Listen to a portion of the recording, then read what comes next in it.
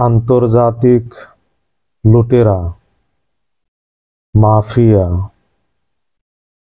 এবং যে বৈশ্বিক রাষ্ট্রীয় সন্ত্রাস, তার থেকে সহসা মুক্তি নেই সিরিয়ার। 2014 সালে সিরিয়ায় যুক্তরাষ্ট্র প্রবেশের পর থেকে সেখানে তারা তেল সহ অনেক মূল্যবান সম্পদ লুটপাট করেছে, যতদিন বাশার ছিল ততদিন পর্যন্ত। আর রাশিয়া তো বাশারকে এই গণহত্যাকারী, অত্যাচারী, জালিম, মাফিয়া, খুনি শাসক বাশারকে রক্ষার নামে সিরিয়ায় নির্বিচার ধ্বংস লীলা চালিয়েছে। 2015 সালে সেখানে প্রবেশের পর থেকে। আর ইসরায়েলও সেখানে ইরানকে টার্গেট করে, হিজবুল্লাহকে টার্গেট করে, বাশার আল আসাদকে টার্গেট করে সেই 2011 সালে গৃহযুদ্ধের পর থেকে নিয়মিত হামলা, ধ্বংস, হত্যা চালিয়ে আসছে। এরপরে 8 ডিসেম্বর চলতি মাসের বাশার আল আসাদ পতনের পরপরও সেখানে নতুন উদ্যমে আবার শুরু হয়েছে এই আন্তর্জাতিক লুটেরা এবং মাফিয়া চক্রের নতুন দৌড়ঝাঁপ। শুক্রবার যুক্তরাষ্ট্রের পররাষ্ট্রমন্ত্রী অ্যান্টনি ব্লিনকেন ছুটে গিয়েছেন তুরস্কে। সেখানে তিনি তুরস্কের প্রেসিডেন্টের সাথে বৈঠক করেছেন, তুরস্কের পররাষ্ট্রমন্ত্রীর সাথে বৈঠক করেছেন।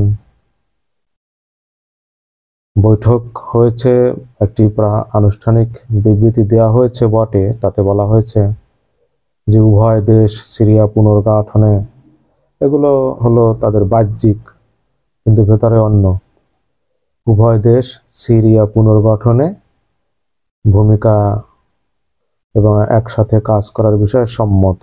এটি হলো আনুষ্ঠানিক বিবৃতি দুই দেশের পররাষ্ট্রমন্ত্রীর বৈঠক শেষে শুক্রবার। কিন্তু বাস্তবে যুক্তরাষ্ট্রের পররাষ্ট্রমন্ত্রী অ্যান্টনি ব্লিনকেন যে কারণে তুরস্কে ছুটে গিয়েছেন সেটি হলো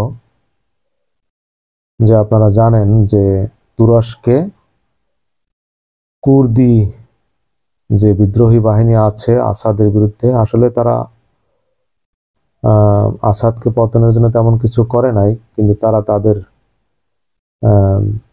নিজস্ব এলাকা দখলের দিকেই তাদের মনোযোগ বেশি ছিল। এই আলেপ্পো সহ গোটা উত্তর সিরিয়া, সেই কুর্দিরা হলো যুক্তরাষ্ট্রের সমর্থিত। কুর্দিদের যে প্রধান সশস্ত্র গ্রুপ সিরিয়ান ডেমোক্রেটিক ফোর্সেস, এই SDF কে সব ধরনের সহায়তা করেছে যুক্তরাষ্ট্র। বিনিময়ে যুক্তরাষ্ট্র সিরিয়ার সমস্ত গুরুত্বপূর্ণ তেলের খনির নিয়ন্ত্রণ করেছে এবং অবাধে সেই 2014 সাল থেকে সিরিয়ার তেল লুট করে ইরাক সহ মধ্যপ্রাচ্যে তাদের অন্যান্য ঘাঁটিতে নিয়ে গিয়েছে। আর বিনিময়ে কুর্দিরা সমর্থন পেয়েছে। এখন কুর্দিদের সাথে তুরস্কের সমস্যা কি? তুরস্কের সমস্যা হলো কুর্দি, এই যে সিরিয়া, উত্তর সিরিয়া, ইরাক এবং আরো মধ্যপ্রাচ্যের কয়েকটি এলাকা নিয়ে বৃহত্তর কুর্দিস্তান, এর মধ্যে তুরস্কের দক্ষিণ অংশের বিরাট এলাকাও আছে। এই বিরাট এলাকা নিয়ে তারা স্বাধীন কুর্দিস্তান, কুর্দিল্যান্ড প্রতিষ্ঠা করতে চায় এবং তুরস্কের অভ্যন্তরে তারা অনেক বছর ধরে এই নাশকতা কার্যক্রম চালিয়ে আসছে, সন্ত্রাসী কার্যক্রম চালিয়ে আসছে। তুরস্ককে অস্থিতিশীল করার জন্য তারা নানান ধরনের চেষ্টা করছে এবং এক্ষেত্রে সহায়তা করছে ওই সুইডেন, তারপরে ওই নর্ডিক কান্ট্রি, বাল্টিক কান্ট্রি সহ ইউরোপের আরো অনেক দেশ। সেখানে তারা এই কুর্দি বিদ্রোহীরা আশ্রয় প্রশ্রয় পাচ্ছে। তুরস্ক বিরোধী যারা, তুরস্কেও যারা কুর্দি বিচ্ছিন্নতাবাদী, তারা ওই পশ্চিমাদের আশ্রয় প্রশ্রয় পাচ্ছে তুরস্ককে অস্থিতিশীল করার জন্য। যা হোক, তাহলে তুরস্কের জন্য বিরাট মাথা ব্যথার কারণ হলো এই কুর্দিদের সিরিয়া ভিত্তিক যে কর্মকাণ্ড এবং তাতে সমর্থন দিচ্ছে যুক্তরাষ্ট্র। তার মানে এখানে যুক্তরাষ্ট্র তুরস্কের বিরুদ্ধে কাজ করছে সিরিয়ায়। অপরদিকে তুরস্ক কি করছে? তুরস্ক তার নিজের নিরাপত্তার কথা বলে এবং আপনারা জানেন যেহেতু সিরিয়া গৃহযুদ্ধের পরে 50 লক্ষের মতো সিরিয়ান উদ্বাস্তু তুরস্কে আশ্রয় নিয়েছে, ফলে সেই সিরিয়ান উদ্বাস্তুদের সিরিয়ায় ফিরিয়ে দেওয়ার জন্য তুরস্ক সিরিয়ার একটি অংশ দখল করেছে, ইদলিব, ওই যে উত্তর সিরিয়ার দখল করেছে এবং সেখানে তাদের সামরিক কার্যক্রম আছে এবং প্রায় তারা সিরিয়ায় অভিযান চালায় এই কুর্দিদের বিরুদ্ধে।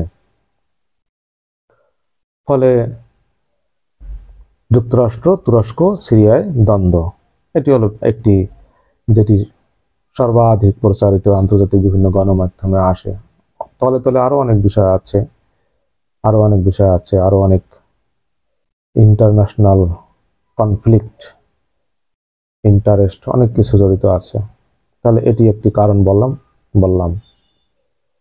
তাহলে মূলত এই বিষয়ে যে, এবং আপনারা জানেন যে আসাদ পতনের পরও যুক্তরাষ্ট্র সমর্থিত কুর্দিদের সিরিয়ান ডেমোক্রেটিক ফোর্সেস এবং তুরস্ক সমর্থিত ফ্রি সিরিয়ান আর্মি, তারপরে সিরিয়ান ন্যাশনাল আর্মি, এগুলো সরাসরি তুরস্ক পেট্রোনাইজড, তুরস্ক তাদের সহায়তা করে।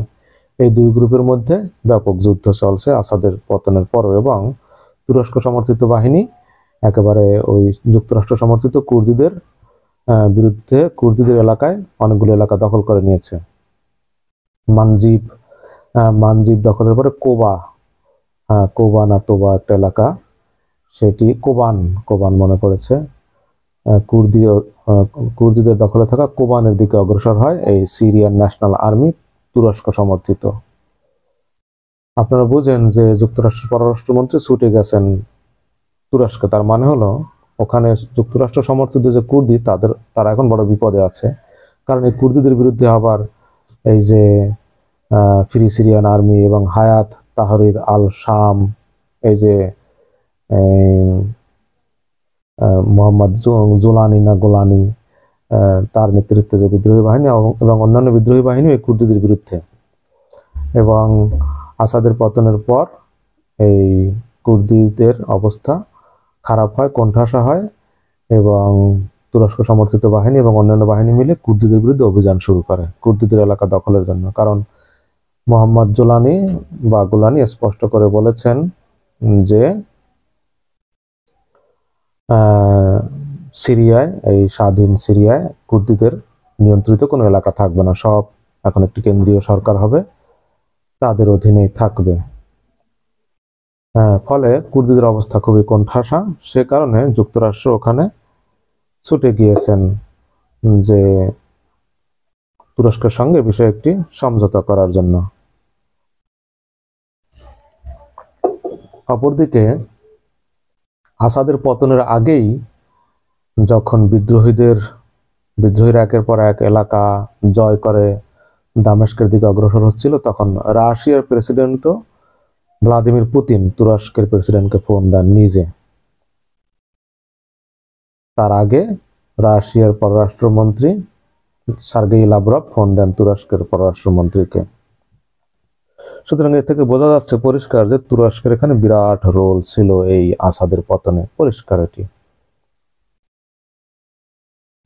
রাশিয়ার প্রেসিডেন্ট ফোন দেন, তারপরে যুক্তরাষ্ট্রের পররাষ্ট্রমন্ত্রী এখন ছুটে গিয়েছেন এটি হলো একটি। তারপরে সিরিয়া, যুক্তরাষ্ট্রের পররাষ্ট্রমন্ত্রী এই তুরস্ক সফরের সময় সফর করেছেন জর্ডানের সাথে, জর্ডানে গিয়েছেন। তারপরে তিনি ছুটি গিয়েছেন আবার ইরাকে উইদাউট অ্যানাউন্স, পূর্ব ঘোষণা ছাড়াই ইরাকে ফিরে গিয়েছে। মূল বিষয় হলো সিরিয়া। তারপরে অপরদিকে এটি গেল তুরস্ক, যুক্তরাষ্ট্র, তুরস্ক, রাশিয়া, তারপরে জর্ডান এবং ইরাক। অপরদিকে শুক্রবার, এই ঘটনাগুলো কিন্তু শুক্রবার 13 ডিসেম্বর, শুক্রবার 13 ডিসেম্বরের ঘটনা। অপরদিকে একই দিন শুক্রবারে অবস্থান করছিল মিশরের পররাষ্ট্রমন্ত্রী বেইজিংয়ে, চীনের রাজধানী বেইজিং অবস্থান করছিল মিশরের পররাষ্ট্রমন্ত্রী, এবং উভয় দেশ, এই মিশর এবং চীনের পররাষ্ট্রমন্ত্রী বৈঠক শেষে একটি যৌথ বিবৃতি দিয়েছে সিরিয়া বিষয়ে। তারা বলেছে যে তারাও সিরিয়ার পুনর্গঠনে, সিরিয়ার নতুন সরকারের সাথে সিরিয়া পুনর্গঠনে ভূমিকা পালন করতে চায় এবং সিরিয়ার নতুন সরকারের সাথে তারা একত্রে কাজ করতে চায়, মিশর এবং বেইজিং বলেছে। বেইজিং বিষয়ে এই একই দিন শনিবার একটি খবর দেখলাম, সেটি হলো, কোথায় দেখলাম, আল জাজিরা না কোথায় যেন, যে না আল মাইদিনে হতে পারে, ওই খবরটি হলো যে চীনের যে জিনজিয়াং প্রদেশ, আপনারা যেখানে যে উইঘুর একটা সমস্যা আছে, চীনের মুসলমানরা সেখানে চীনের বিরুদ্ধে অনেক আগে আন্দোলন করেছিল, তারপরে তাদের উপরে চরম দমন নিপীড়ন চালিয়ে যাচ্ছে চীনা কমিউনিস্ট সরকার। উইঘুর মুসলমানদের বলা যায় সেখানে এক ধরনের ক্যাপটিভ, বন্দি করে রেখেছে তাদেরকে, কোনো বাক স্বাধীনতা নাই। তারপরে যাদেরকে তারা থ্রেট মনে করে তাদেরকে ধরে নিয়ে কি ওই বিশাল ক্যাম্প বানিয়ে সেখানে রাখছে, কি প্রশিক্ষণের নামে, কি প্রশিক্ষণ, তারপর সাইকোলজিক্যাল থেরাপি, যাতে তারা সন্ত্রাসী বিদ্রোহী না হয়, এগুলোর নাম করে, মডার্নাইজেশনের নামে, আধুনিকায়নের নামে তাদেরকে ওখানে গিয়ে ক্যাম্পে নিয়ে গিয়ে জোর করে ধরে নিয়ে রাখে এবং 2 বছর 3 বছর ধরে ট্রেনিং দেয়, অনেককে অনেকদিন পর্যন্ত আটকে রাখে এবং ওখানে বসে মগজ ধোলাইয়ের কাজ করে। প্লাস ভয়ভীতির বিষয়ও আছে যে যারা এই চীনের বিরুদ্ধে যাবে বা কোনো ধরনের বিচ্ছিন্নতাবাদী কর্মকাণ্ডে লিপ্ত হবে তাদেরকে ধরে নিয়ে যাবে, এবং বিরাট আতঙ্কজনক এক পরিস্থিতি বিরাজ করছে ওখানে চীনের উইঘুরে। হাজার হাজার মানুষ ক্যাম্পে বন্দি। এটাকে তারা বন্দি বলতে রাজি নয়, তারা বলতেছে প্রশিক্ষণ দিচ্ছে তাদেরকে, ব্রেন ওয়াশ, পশ্চিমারা বলতেছে কেউ কেউ ব্রেন ওয়াশ, তারা বলতেছে কি প্রশিক্ষণ, মেন্টাল রিক্রিয়েশন এসব বলে চীন। যাই হোক, এখন এই যে এতগুলো কথা বললাম যে কারণে, এটি হলো উইঘুর। তারপরে জিনজিয়াং আরেকটি এলাকা আছে তার্কিস্তানের মুসলমানরাও বিচ্ছিন্নতাবাদী। তার্কিস্তান ইসলামিক পার্টি নামে একটি পার্টি আছে ওখানে। খবর বের হয়েছে সর্বশেষ যে এই তার্কিস্তান ইসলামিক পার্টির 5,000 লোক বর্তমানে সিরিয়ার ইদলিবে অবস্থান করছে। 5,000 চীনের মুসলমান সিরিয়ায় অবস্থান করেছে এবং তারা এই হায়াত তাহরির আল শাম, এই যে জোলানির নেতৃত্বে হায়াত তাহরির আল শামের হয়ে যুদ্ধ করেছে আসাদের বিরুদ্ধে, অনেকে তাদের। তো এই তার্কিস্তানের মুসলমানরা ইদলিবে সিরিয়ায় গেল কিভাবে? খবরটি হলো সংক্ষেপে, অনেক লম্বা ঘটনা, সংক্ষেপে খবর হলো তুরস্কের মাধ্যমে তারা ওখানে গেছে। তুরস্ক বলা হচ্ছে, তুরস্ক তাদেরকে নিয়ে গেছে। তুরস্ক কিভাবে এখানে ইনভলভ, এর অনেক লম্বা কাহিনী। সংক্ষেপ হলো এই, তুরস্ক অনেকদিন তুরস্কের ঐতিহাসিক উসমানীয় খেলাফত আমলের অনেক ওখানে রোল টোল আছে। যাই হোক, সে লম্বা ইতিহাস। যা হোক, তুরস্কের একটি সংক্ষেপ হলো যে তুরস্কের কনসার্ন আছে উইঘুর এবং তার্কিস্তানের মুসলমানদের বিষয়ে, এবং এই উইঘুর এবং তার্কিস্তানের নির্যাতিত অনেক মুসলমান তুরস্ক তাদেরকে আশ্রয় দিচ্ছে। তারা তুরস্ককে একটি ভালো মানে চীন থেকে যারা পালিয়ে যায়, চীনের সরকারের নির্যাতন থেকে, হত্যা থেকে রক্ষা পেতে তারা তুরস্কে গিয়ে আশ্রয় নেয় মূলত। ফলে এই তুরস্কে যে সমস্ত তার্কিস্তান উইঘুরের অনেক মুসলমান গেছে, এখন আন্তর্জাতিক খবরে বলা হচ্ছে যে তুরস্ক সেই তাদের দেশে যারা আশ্রয় নিয়েছে উইঘুর এবং তার্কিস্তানের মুসলমান, তাদেরকে প্রশিক্ষণ দিয়ে ওই সিরিয়ায় পাঠিয়েছে, এবং সিরিয়ায় পাঠানোর পরেও তুরস্ক তাদেরকে প্রশিক্ষণ দিয়ে আসাদের বিরুদ্ধে যুদ্ধে লাগিয়েছে, এবং তাদেরকে এই যে হায়াত তাহরির আল শাম এদের সঙ্গে এরা যুক্ত। ফলে তুরস্ক চীন এখানে একটি দ্বন্দ্ব আছে সিরিয়ায়। এই গেল মোটামুটি। অপরদিকে শুক্রবারের আবার আরেকটি খবর হলো যে রাশিয়া এই চেষ্টা করছে, আপনারা জানেন যে বাশার আল আসাদকে রক্ষার বিনিময়ে, এই যে যখন বিদ্রোহীরা আসাদ তো পতন হয়ে যেত যদি রাশিয়া এবং ইরান ওখানে বাশারের পক্ষে না দাঁড়াতো, এবং বাশারের পক্ষ নিয়ে তারা বিদ্রোহীদের নির্বিচারে হত্যা করে, গণহত্যা চালিয়ে এই বিদ্রোহ দমন করেছে, গৃহযুদ্ধ দমন করেছে হত্যার মাধ্যমে, ধ্বংসের মাধ্যমে। ফলে রাশিয়া ওখানে 49 বছরের জন্য লিজ পায় কয়েকটি ঘাঁটি, দুটি, আমি যতদূর জানি একাধিক বিমান ঘাঁটি আছে এবং একাধিক নৌঘাঁটি, কিন্তু আন্তর্জাতিক খবরে দেখলাম একটি নৌঘাঁটি, একটি বিমান ঘাঁটি, আবার কোথাও দেখেছি দুটি নৌঘাঁটি, একটি বিমান ঘাঁটি। যাই হোক, মূলত মূল ঘাঁটি 2-3টি, পাশাপাশি অনেক আরো সাব পোস্ট আছে, তাদের মিলিটারি পোস্ট। তো এখন রাশিয়া চেষ্টা করছে নতুন সরকারের সময়ও যাতে এই তাদের ওখানে সেনা উপস্থিতি বজায় রাখা যায়। কিন্তু সিএনএনে শনিবারে এবার একটি খবর দেখেছি যে রাশিয়া আলটিমেটলি ওখানে থাকতে পারবে না, এবং তারা যুদ্ধ বিমান সরিয়ে নেওয়ার চেষ্টা করছে। স্যাটেলাইট ইমেজে দেখা গেছে সেই ধরনের কর্মকাণ্ড, যে হ্যাঙ্গার থেকে রানওয়েতে অবস্থান করছে বিশাল বিশাল যুদ্ধ বিমান রাশিয়া সেখানে, এবং তারা ফ্লাইং এর জন্য প্রস্তুতি নিচ্ছে, এ ধরনের খবর দিয়েছে সিএনএন। এখন তবে রাশিয়া তো চাইবে না সহজে ওখান থেকে যেতে, কারণ সেই সোভিয়েত আমলে তাদের ভূমধ্যসাগরে বিরাট প্রভাব ছিল, সেই প্রভাব নষ্ট হয়ে গেছে সোভিয়েত ইউনিয়ন ভাঙনের পরে 1991 সালে। তারপরে সেই বাশারের এই সিরিয়া গৃহযুদ্ধের সুযোগ নিয়ে রাশিয়া আবার ওখানে ভূমধ্যসাগরে তাদের নৌ অ্যাক্টিভিটিস পরিচালনা শুরু করেছে, নেভাল মিশন। তারপরে সিরিয়ায় ঘাঁটির কারণে তারা আফ্রিকায় ওখান থেকে সহজে সৈন্য, রসদ, অন্যান্য জিনিসপত্র পাঠানোর সুযোগ পাচ্ছে, এবং তারা ভূমধ্যসাগরে তারা একটি অবস্থান, তারাও একটি এখানে পার্ট, ভূমধ্যসাগরে তারা একটি বড় স্টেক হোল্ডার এখন। তো এই সুযোগ তো সহজে হাতছাড়া করবে না তারা। অপরদিকে সিরিয়ায় কিন্তু যুক্তরাষ্ট্রেরও ঘাঁটি আছে, তাহলে এরা তো কেউই চাইবে না এই সিরিয়া থেকে তাদের ঘাঁটিগুলো সরিয়ে নিতে। অপরদিকে ইরান তো মাইনাস হয়ে গেল সম্পূর্ণরূপে, ইরানের খাওয়াতে শেষ। এখন সর্বশেষ যেটি বলতে চাচ্ছি সেটি হলো, মানে সর্বশেষ যে পরিস্থিতি, যে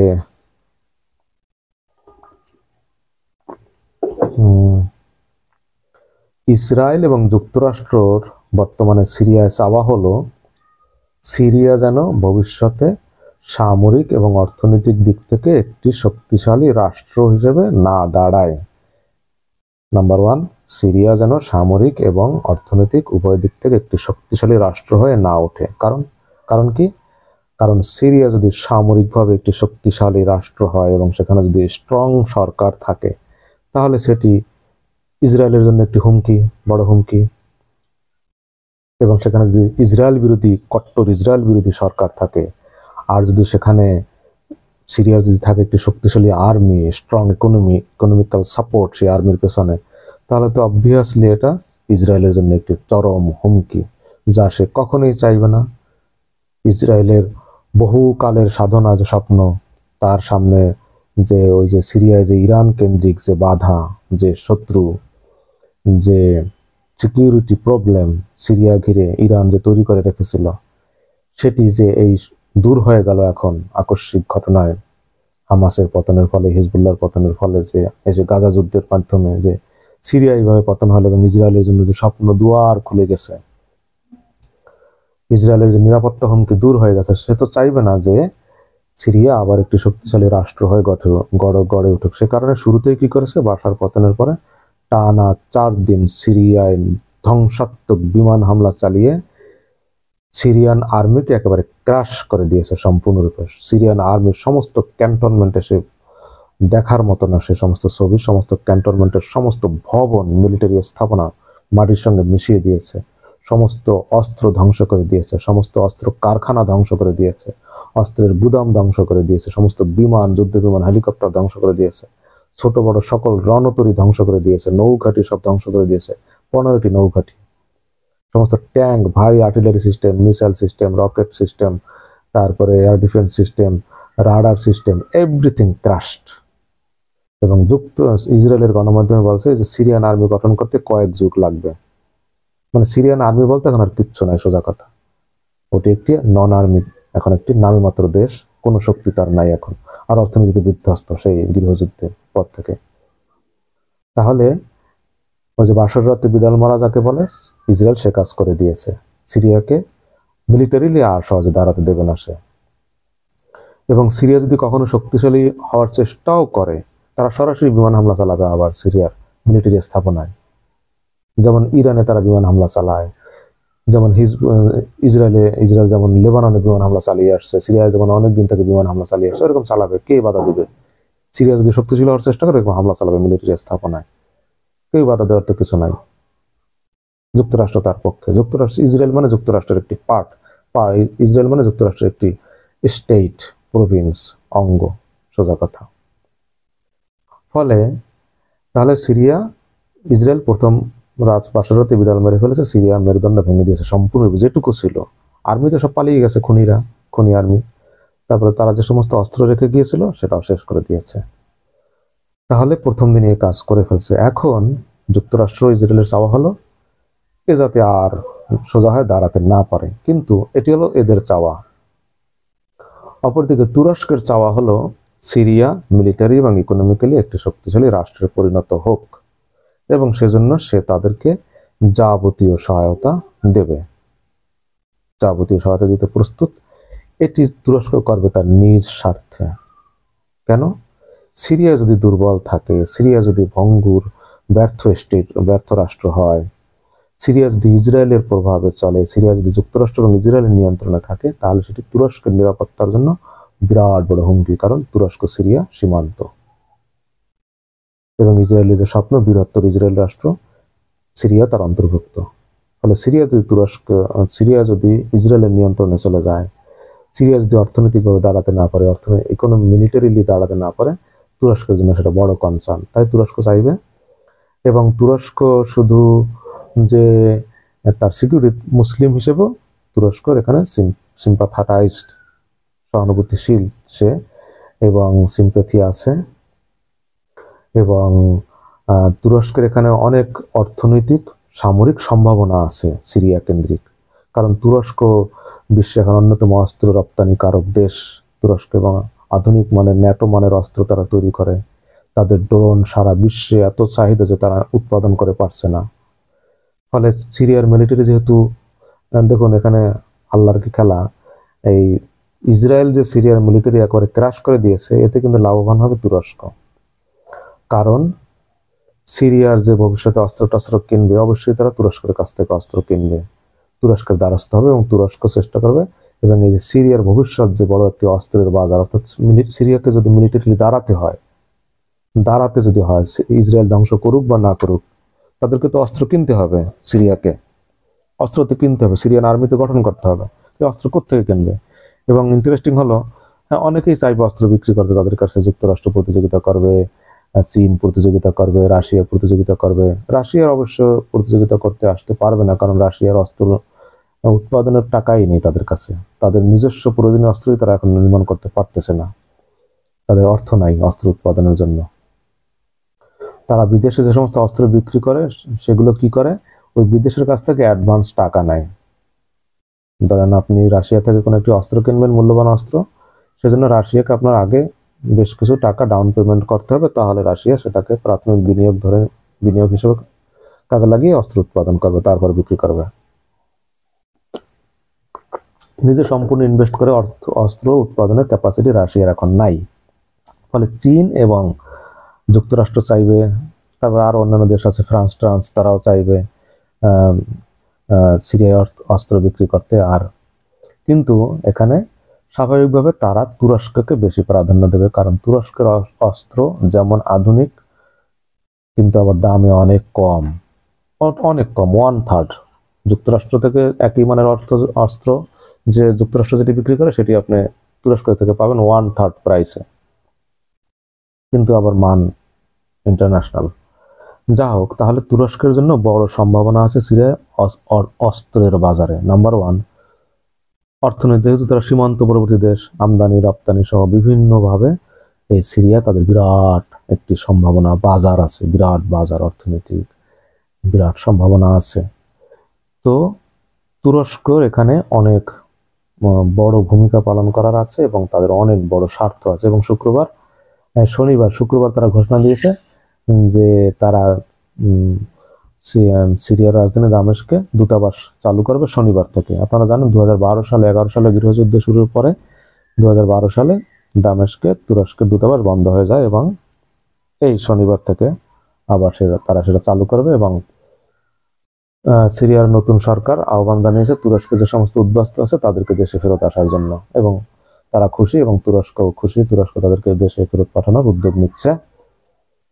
তো তুরস্কের বিরাট এখানে সম্ভাবনা আছে সিরিয়া ঘিরে। তাহলে তুরস্কের চাওয়া সিরিয়াকে দাঁড় করাতে সহায়তা করা, সিরিয়াকে একটি শক্তিশালী আর্মি এবং শক্তিশালী অর্থনীতি এবং একটি স্ট্রং গভর্নমেন্ট গঠন করা, এটি তুরস্কের। অপরদিকে যুক্তরাষ্ট্র কিন্তু চাচ্ছে সিরিয়ায় যেন এই যে বিদ্রোহীদের নেতৃত্বে আসাদের পতন হলো, যুক্তরাষ্ট্র বলেছে যে বিদ্রোহীদের সরাসরি সরকার গঠন করা উচিত হবে না। যুক্তরাষ্ট্র বলেছে একটি জনগণের একটি সরকার হোক। অর্থাৎ যুক্তরাষ্ট্রের আশঙ্কা, আপনারা জানেন সিরিয়াতে ওই যে ISIL কি নামে, ইসলামের নামে সন্ত্রাসীরা ওখানে কি রাষ্ট্র প্রতিষ্ঠা করেছিল, তারপরে সেই সন্ত্রাসীদের দমনের নামেই তো যুক্তরাষ্ট্র 2014 সালে সিরিয়ায় প্রবেশ করে এবং তারা দমন করেছে 2017 সালের মধ্যে।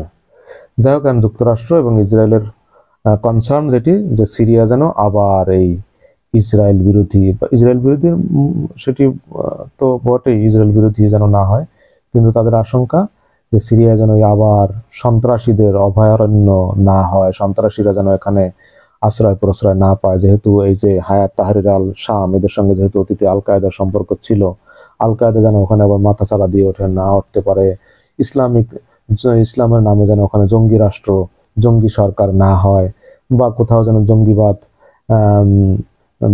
দেখা না দেয়, জঙ্গিরা যেন আবার সিরিয়ায় যেমন বাশারের সময় যেমন বিভিন্ন বিদ্রোহী গোষ্ঠী বিভিন্ন এলাকা নিয়ন্ত্রণ করত, ওইরকম নতুন সরকারের সময় যেন আবার বিদ্রোহীরা কোনো এলাকা দখল করে না নেয়।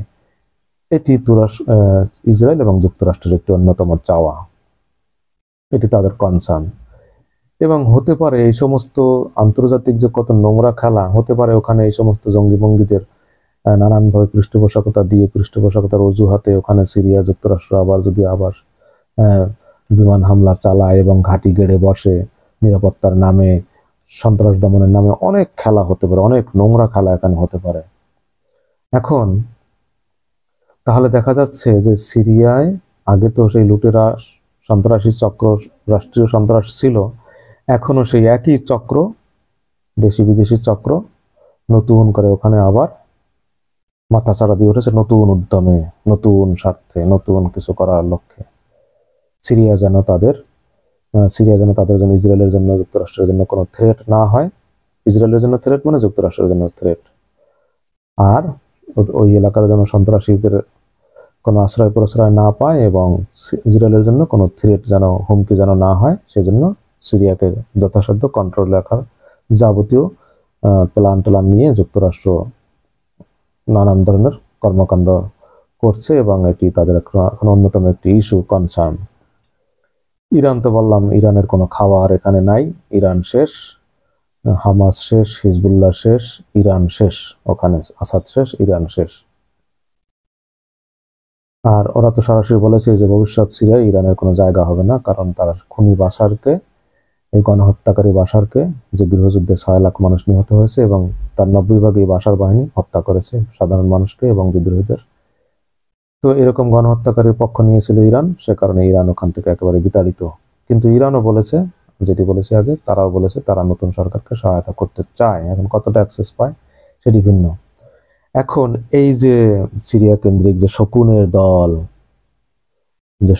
দল নতুন করে আবার ওখানে লুটেপুটে খাওয়ার জন্য পাক খাচ্ছে আকাশে, সিরিয়ার আকাশে, এটি কতটা সফল হবে এটা নির্ভর করছে সিরিয়ার এই যে বিদ্রোহী গ্রুপ তারা কতটা দূরদর্শিতা কতটা বিচক্ষণতা দেখাতে পারে, সোজা কথা কতটা আল্লাহর উপর নির্ভরশীল হতে পারে তার উপরে। কিন্তু আমার কাছে লক্ষণ শুরুতেই বেশ ভালো মনে হয়নি। বাংলাদেশে যে কারণে একটি বিপ্লবী সরকার গঠনের ব্যর্থতার কারণে, যেমন এই সরকার ধুকে ধুকে মরছে এবং চারদিকে সেই ফেসিবাদের চাইতো মাফিয়া লুটেরা, শকুন, ফেসিবাদ, খুনি, গণহত্যাকারী, বিদেশি যে কৃতদাস ছিল তারা যেমন চারদিকে দেশে এবং বিদেশে মাথাছাড়া দিয়ে উঠছে শকুনের দল।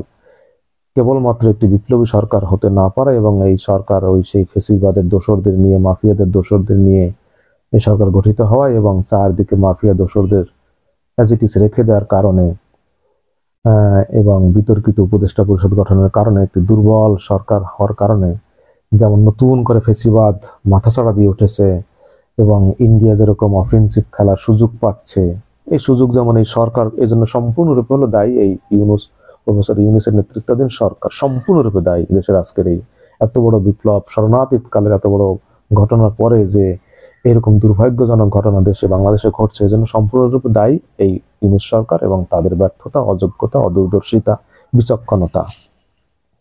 শুরুতে যেটি তাদের করার দরকার ছিল সেটি করে নাই তারা। ফেসিবাদের মূলের শুরুতে আঘাত করার দরকার ছিল, সর্বত্র ফেসিবাদের শেকড় বাকড় উপড়ে ফেলার দরকার ছিল, সেটি তারা করে নাই। ফলে তারা এখন সেই ফেসিবাদের সবলের শিকার হচ্ছে, একে একে একে একে সবল চারদিক থেকে সবল মারতেছে ফেসিবাদ এবং সাপ। ফেসিবাদ দমন না করে তারা সেই ফেসিবাদের সাপের ফুলের বাগানে প্রবেশ করছে এবং তারা এখন সবল মারতেছে ইউনূস সরকারকে, আর ধুকে ধুকে মারছে। দেশের যে মূল কাজ না করার সুযোগ পাচ্ছে না এবং এইগুলো মোকাবেলায় তারা ব্যস্ত এবং এইগুলো নিয়ে মোকাবেলা করতে পারতেছে না সঠিকভাবে। তারা করবে কি? তারা নিজেরাই তো অনেকে ওই মার্কার লোক, ওই পিনাকি ওরা যেমন বলে বর্তমানে লিস্টার মার্কার লোক সব। যাই হোক,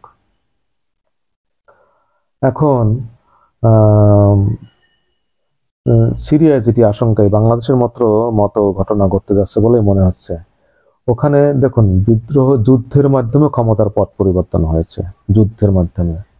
তার মানে ওই যে চীনে যেমন 1949 সালে যুদ্ধের মাধ্যমে মাওয়েরা ক্ষমতা দখল করে নিয়েছিল এবং তারা দেশ পরিচালনা করেছিল, হাতে নিয়েছিল সম্পূর্ণ। কিন্তু ওখানে দেখা যাচ্ছে এই যে সরাসরি যারা যুদ্ধের মাধ্যমে ক্ষমতা পালাবদল হলো, সশস্ত্র যুদ্ধের মাধ্যমে, তাহলে ওখানে আগের সব বাতিল হয়ে যাবে স্বাভাবিকভাবে। নতুন করে সেই যারা যুদ্ধের মাধ্যমে ওদের আসাদের পতন ঘটিয়েছে তাদেরই তো ক্ষমতা নেওয়ার কথা। কিন্তু আমরা দেখতে পাচ্ছি সরাসরি গোলানি বা জুলানি কিন্তু ক্ষমতা হাতে নেন না, তিনি তাদেরই পছন্দের একজনকে কেয়ারটেকার হিসেবে মনোনয়ন করছেন। এখানে আবার কেয়ারটেকার মেকার কিসের কেয়ারটেকার মেকার? আমি তো বুঝতে পারছি, আমার কাছে তো অবাক লাগতেছে। চীনে কি এই মাওবাদীরা ক্ষমতা নেওয়ার পরে এই কেয়ারটেকার মেকার হাতে ক্ষমতা তুলে দিয়েছিল? ক্ষমতা নিয়ে যুদ্ধের মাধ্যমে ক্ষমতা নিয়েছে তারা আবার কার কাছে ক্ষমতা তুলে দেবে? তারাই অল ইন অল, এখন তারা যেটা বলবে সেটাই হবে। তো দেখা যাচ্ছে তারা এখানে ওই পশ্চিমাদের ভয়ে যে সরাসরি তারা ক্ষমতা নিলে পশ্চিমাদের নানান ধরনের অবরোধ, নানান ধরনের চাপের শিকার হতে পারে, সেই কারণে তারা নিজেরা মনে হচ্ছে একটু আড়ালে থেকে একটি জনগণের সরকারের নামে অন্য ফোরাম, অন্য কি কৌশল হিকমতের নামে এগুলো করতেছে আল্লাহ জানে। কিন্তু লক্ষণ ভালো মনে হচ্ছে না। উচিত ছিল আমার মতে, তারা যদি আল কায়দা মায়দা নাই হয়ে থাকে, তারা যদি তাদের সঙ্গে যদি ওই পূর্বের জঙ্গি কানেকশন নাই থাকে, তাহলে তারা স্ট্রংলি নিজেরা ক্ষমতা নেবে, যেমন তালেবানরা নিজেরা নিয়েছে। তালেবানরা নিজেরা নিয়েও সফল হতে পারেনি, সেটা ভিন্ন জিনিস। তাদের খুব মন্ডকতা, সীমাবদ্ধতা আছে, তাদের সংকীর্ণ এবং তারা তো আসলে সফল হওয়ারই নয়, অযোগ্য এবং অনেক সমস্যা আছে তারা, কি শরীয়ত মরিয়তের নামে। যাই হোক, কিন্তু এখানে উচিত ছিল তাদের নিজেদের ক্ষমতা সম্পূর্ণ নিজেদের কন্ট্রোলে নিয়ে নিজেদের মতো একটি বিপ্লবী সরকার গঠন করা। এবং তাদের গোটা বিশ্বকে উদাত্ত আহ্বান জানা যায় আমাদের, যেটা জুলানি বলছেন যে আমাদের ভয় পাওয়ার কিছু নেই। ওকে, ভয় পাওয়ার কিছু নেই, তাহলে তুমি ক্ষমতা নিয়ে তারপরে সেটা এখন তোমাদের শাসন প্রতিষ্ঠা করো। কিন্তু সেটা না করে তারা ওই কি কেয়ারটেকার, আমি বুঝতেই পারতেছি না এখানে কেয়ারটেকারের বিষয়টা আসবে কেন। এটা আমার কাছে বেশ মনে হচ্ছে তারাও এই বাংলাদেশের মতোই একটি ব্যর্থতার দিকে মনে হয় অগ্রসর হচ্ছে শুরুতেই। তাদের উচিত ছিল নিজেদের হাতে ক্ষমতা নেওয়া।